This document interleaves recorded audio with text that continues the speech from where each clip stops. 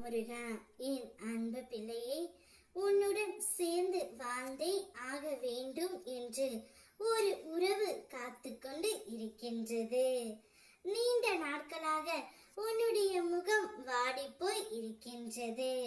அப்படி இருக்கும் என்னுடைய குழந்தையின் முகத்தில் புன்னகையை பார்க்கவே அப்பா நான் இப்போது ஓடோடி வந்து இருக்கின்றேன் பிள்ளையே.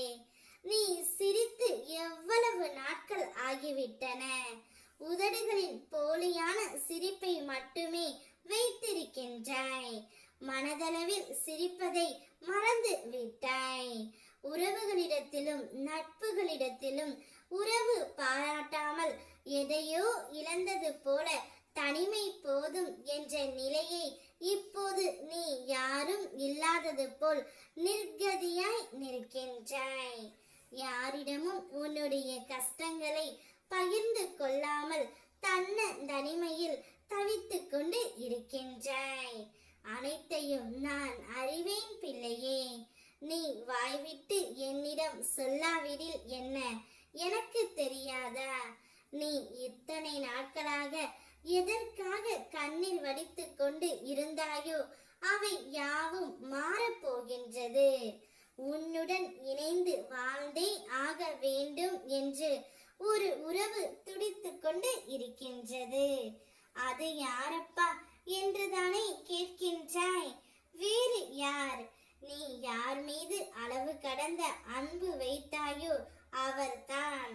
யார் இல்லாமல் உன்னால் இருக்க முடியவில்லையோ, யாரை நினைத்து தினமும் கண்ணீர் வடித்துக் கொண்டு இருக்கின்றாயோ, யாருடைய பிரிவை நினைத்து தினமும் வருத்தப்பட்டு கொண்டு இருக்கின்றாயோ, அவரது மனதில் ஒரு பெரிய மாற்றத்தை நான் ஏற்படுத்தி விட்டேன் தங்கமே.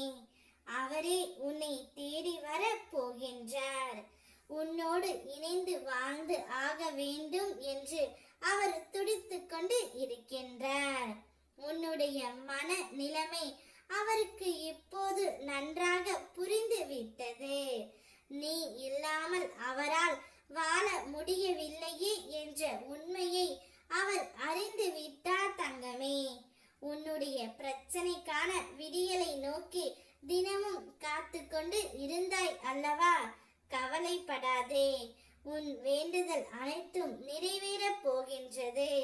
நீ வேண்டியதை விட நான் உனக்கு தரவிருக்கும் வாழ்க்கை மிகவும் பெரியது.